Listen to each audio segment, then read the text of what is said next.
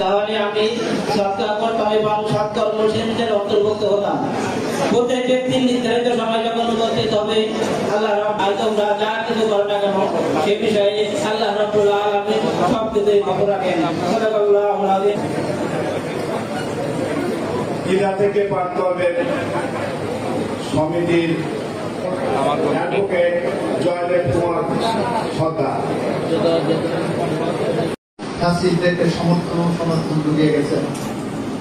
আমরা এমন স্বাধীনতা চাই, আমরা সত্যিকারের একটি বিচার ব্যবস্থা চাই, যে বিচার ব্যবস্থা ভয়হীনভাবে স্বাধীনভাবে তার দায়িত্ব পালন করে যাবে। এখানে যারা বারের সদস্য আছেন, নেতৃবৃন্দ আছেন, আপনারা একদিকে যখন আদালতের অফিসার, একদিকে আপনারা জনগণের একটা দরজা, যে দরজার মধ্যে যে জনগণের বার্তা বিচার বিভাগকে দিতে পারেন।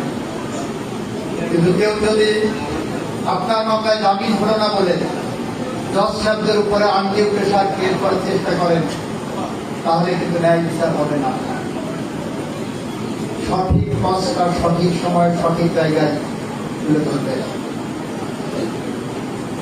বর্তমান সময়ে আরেকটি বড় বিকল্প মানুষের সামনে এসেছে।